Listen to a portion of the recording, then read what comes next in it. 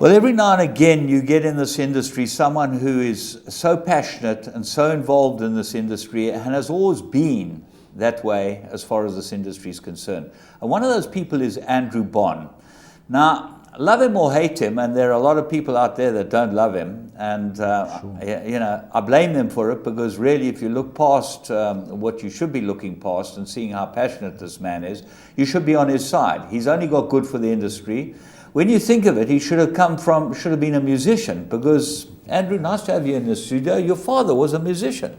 Yeah, I was actually reminded of that by your ex-brother-in-law, Richard. He sent me a picture of my dad in the, I think would probably be middle 60s, when he was still running the youth orchestra in Cape Town.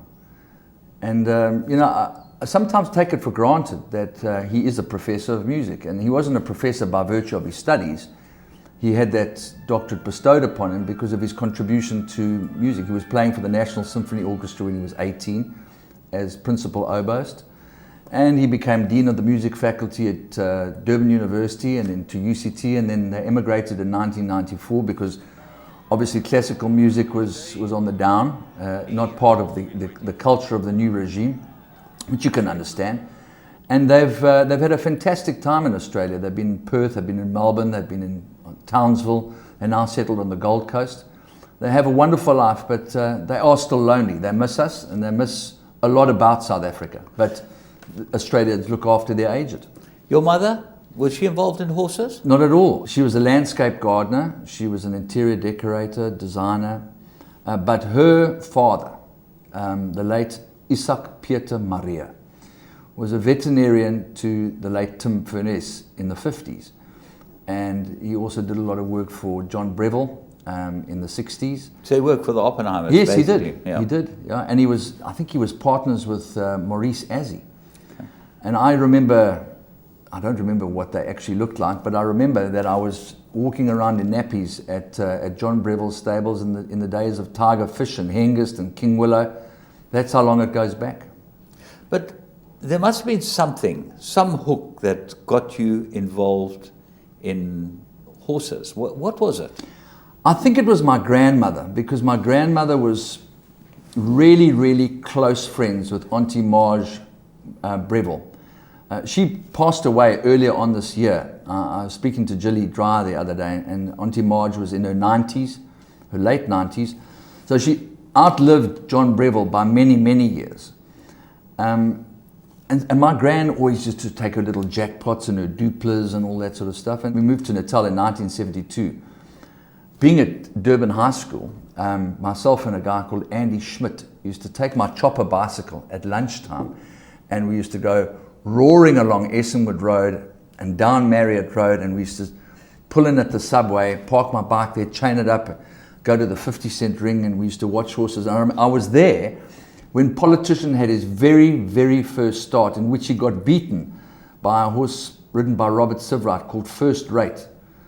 In fact, it was trained by Robert Sivright, ridden by Brian Dees, funny enough. Bertie Hayden was obviously on Politician, but he got beaten his first start and never looked back after that. But I remember it like it was yesterday. So you're one of those people that comes from nothing horsey background but got bitten by the horse racing business. I think a bit like Mike de Kock in a way, not that I should be spoken about in the same breath. Mike de Kock had David Ferrara, so he went to the stables. Yes. That's different to going to the silver ring and just really starting to get involved from your teenage years, basically, by being fascinated by horses. And it's from there to today, it's grown into your whole life. But there's many things that have happened on the way which are very interesting. And firstly, how did you actually get into working in racing? Because it's not easy to get into working in racing. Yeah, my first formal approach to get into the game was with Chris Smith. I did a bit of work for him at the Pietermaritzburg sales with a walkie-talkie, calling the horses through.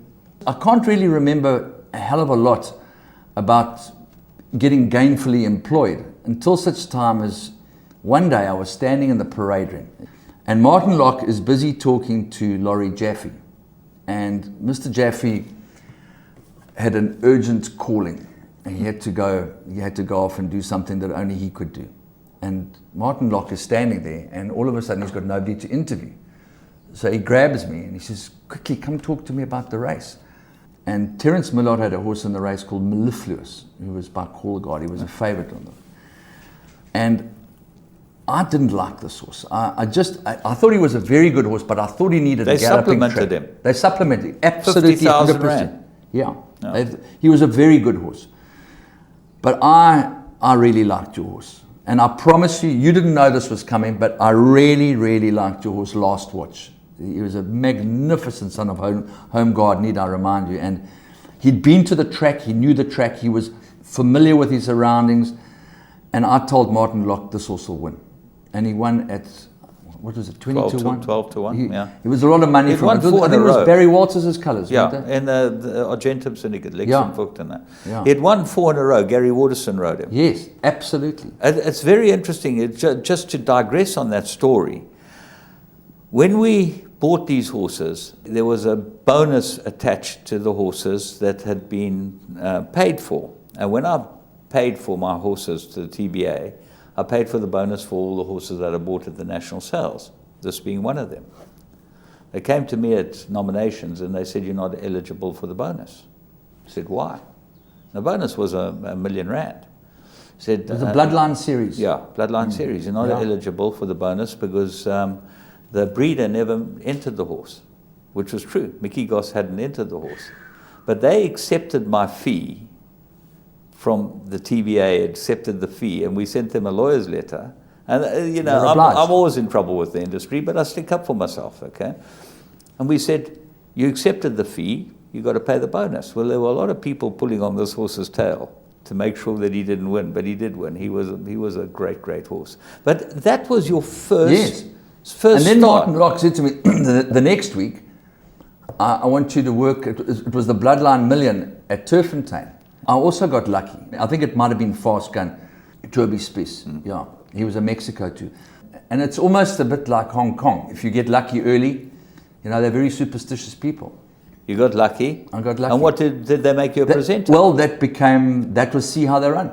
Yeah, myself, Clyde Basil, James Mapiri, Dieter Wahlberg was running the show there at Gosforth Park in the facility behind, almost at the entrance to Gosforth Park. There was a Highfield Racing Technical Services. Everything was analog in those days.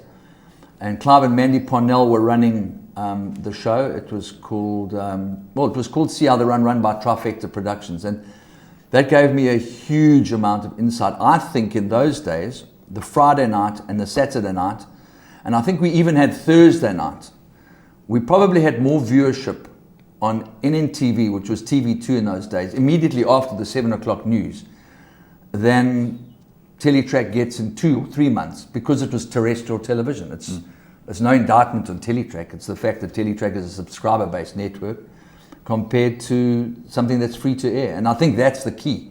If racing was free to air, Martin Locke was a household name because racing was free to air and he was always doing top sport. So therefore, a lot more people saw racing than people get to see racing today. There's no doubt that's one of the biggest problems. But you then graduated from that, and as a rider, you started getting involved. How did that come about? Well, I always loved riding, and I used to ride a little bit of work, mostly at Clarewood. I used to ride a few horses for Eileen Bestel.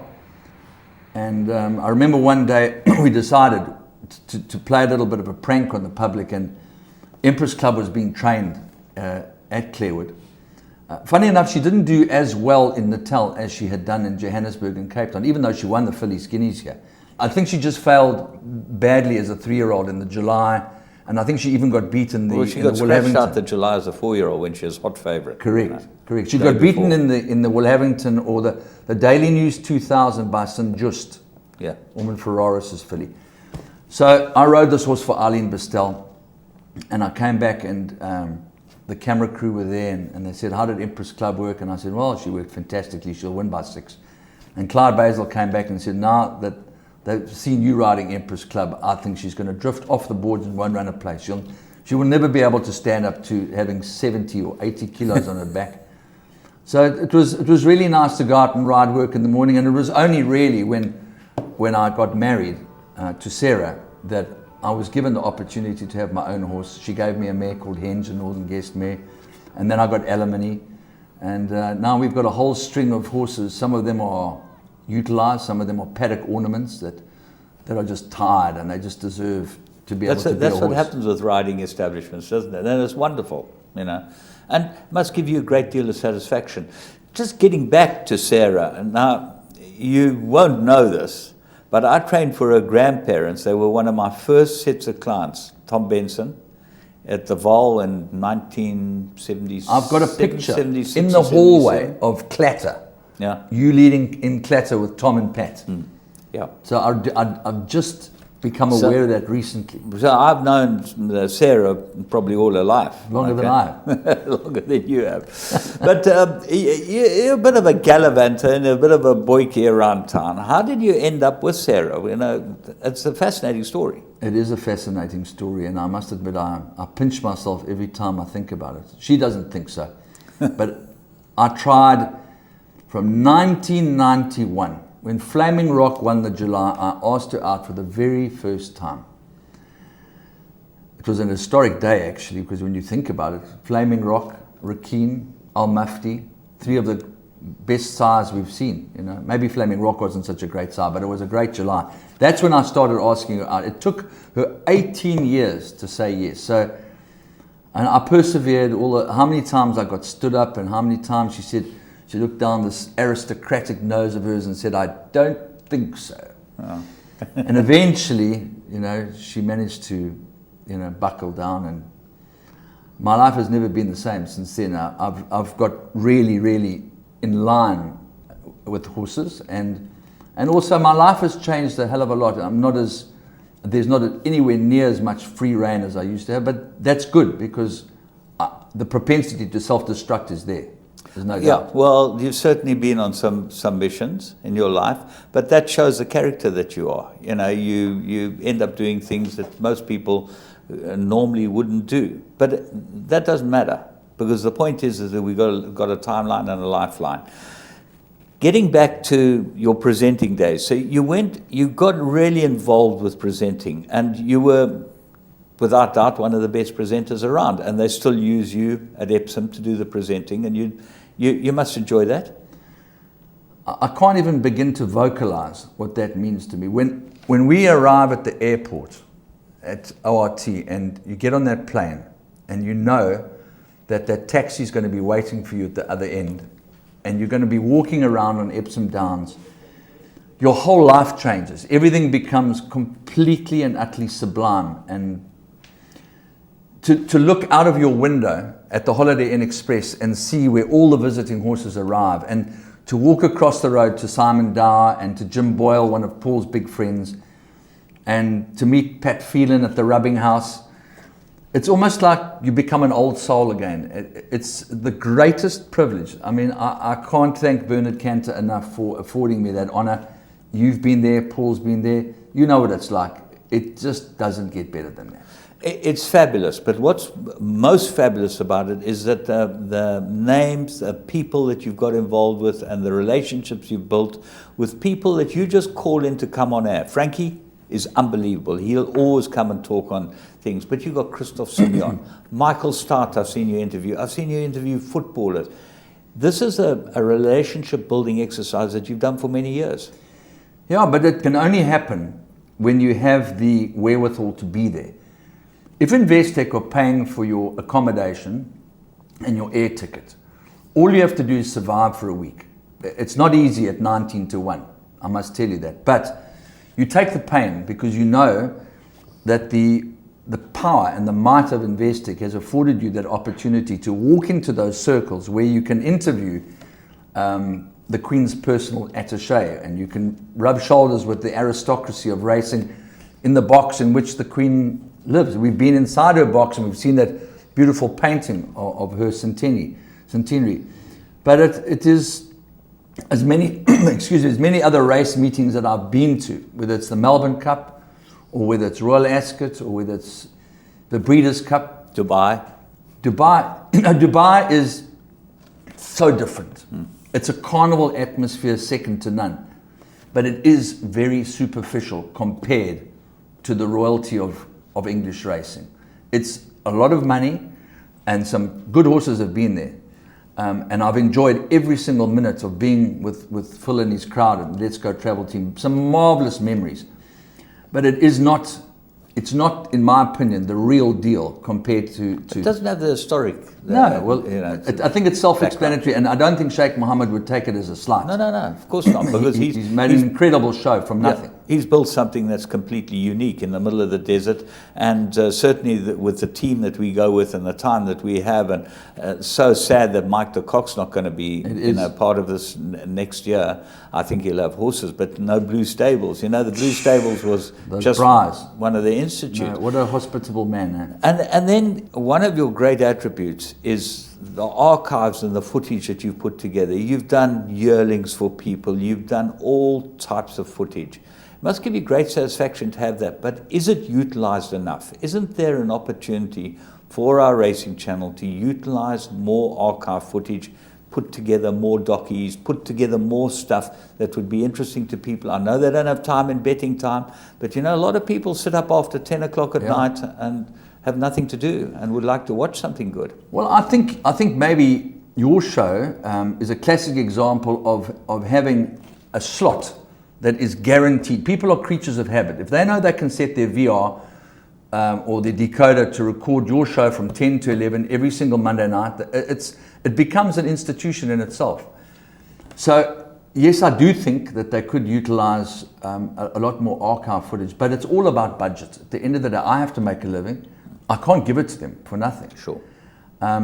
There's lots of stuff that I've never used, but at the moment it's turnover driven. If it adds value and information to the punter, they will use it. There are spots for important stuff that's historical and relevant, and I'm still utilised when it comes to lead-ins at Greyville or at Kenilworth or Turffontein, and I'm happy for that.